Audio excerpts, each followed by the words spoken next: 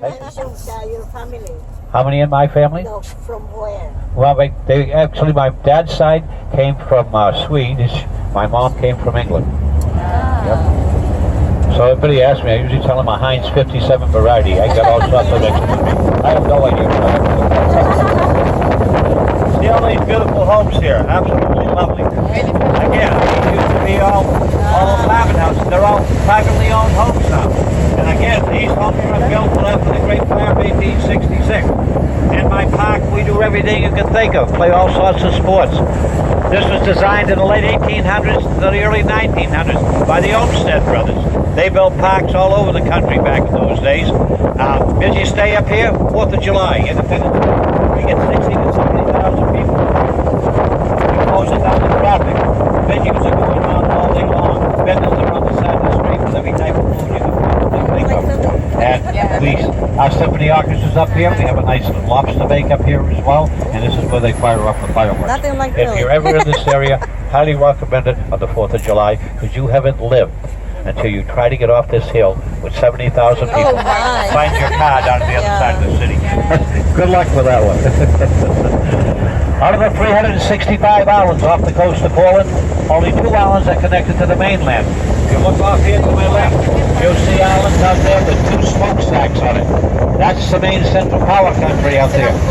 Wishes Island, Little John Island, they are connected to the mainland by 2 bridges and a causeway. See in the back of one. Off the coast of Greenwood, off of LLP. See some of my ball fields. I have one ball field. Hi, ladies. One ball field up here, kind of like Candlestick Park in San Francisco. Whereas you hit the ball on the right field line over 190 feet, call the Coast Guard to get your ball back as you come back. So that's the only similarity. And that's this one right after the tennis courts here. So right here, down the right field line, 190 feet. Right she goes, guys. The back is 50 miles of walking, hiking, and biking trail. The next city trail is now.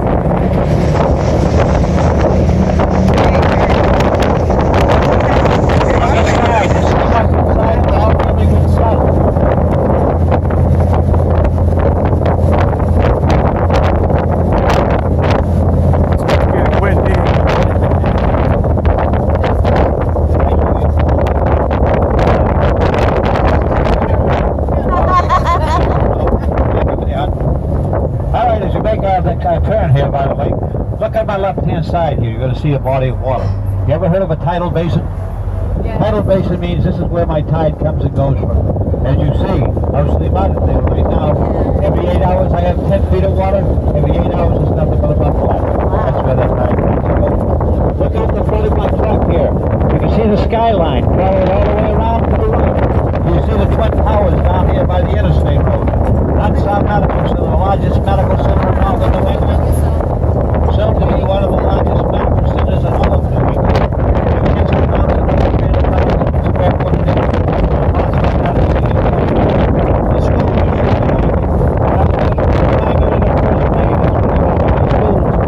Portland had 64,000 people. We speak 30 languages in our school system here in my city. Wow. Just to give you an idea. Number 1 is English. Anybody care to give a guess as to the number 2 language? Spanish. I thought that up until 3 weeks ago, huh? And I live here. I have 2 teachers that come vacation, teach here in Poland. Number 2 language in my city is now Somali. Really? Arabic is number 3. French is now number 4. Spanish is number 5. Wow. And the rest within beyond there. Wow. That's quite a statement for a town of 64,000 people. 30 languages. Are you kidding me? I can't even speak English. So there you go. Well, anyway, this is North Street, folks, and this is where I start talking about the Great Fire of 1866, and then we will go on here. If you look at my corner, that's a head by we got it now. Wow. Anyway, this fire you're looking at is the industrial area of my city. The fire started up July 4th, 1866. Started by 2 young lads. History tells us playing the fireworks down on the waterfront. They're in a shipyard. One of the boys tossed the firecracker, ended up into a sawdust pile in that shipyard. Winds that day were blowing 25 to 30 knots, meaning over 50-mile-an-hour winds. Well, fanned that fire. Once they got going, they could not stop this great fire. It was phenomenal. It became the worst fire in the history of the United States at that time. Portland's population, 1866, around 30,000 people.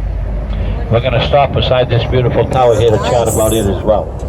And that being said, once the fire got going, and for your information, once fire reaches 20 to 25 feet high, the temperature in that fire, if I have any firemen aboard, they already know this anyway, the temperature in that fire becomes 420 to 425 degrees Fahrenheit, which means enough power and energy. The tower was built in 1807. Wow. The fire was 1866. It's brand new. And that quarter, you would say, he wanted to know when the ships were coming and going. Something up high enough, he could see far enough out to sea. He could find out when those ships were coming in. Before this, he wouldn't know a ship was in his harbor until it got here and they threw his anchor down. Then he'd see what flag was flying off that ship. Well, we're at 132 feet above sea level, as we said here. By tower, 104 steps going up to the top. Notice on the top, there all are the boats flagpoles. used to be. There's another 10 feet out, that is. Again, Made of bricks. Portland's 3 miles long and a mile wide.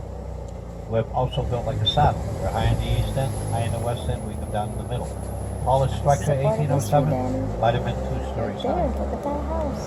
So this could be seen, right that he built this, 132 feet above sea level. They could see 28 miles out to sea there, Wow. which is a great advantage for them. This is his means of communication. People that worked in the shipping companies in the town had their own spy glasses. They'd watch for the flag to be flown. He'd station people up there, sun up to sundown, and get it up here. Their job would be look out to sea. As soon as they spotted a ship, what flag is that ship flying? The flags look like this. It hoisted up there as soon as they saw that. As soon as they saw that particular flag, they'd run down, jump into their rowboats, and row out. There were no piers in 1807. They loaded and unloaded vessels by rowboats, so it took them a long time. Well, this saved the area 2 hours a tide.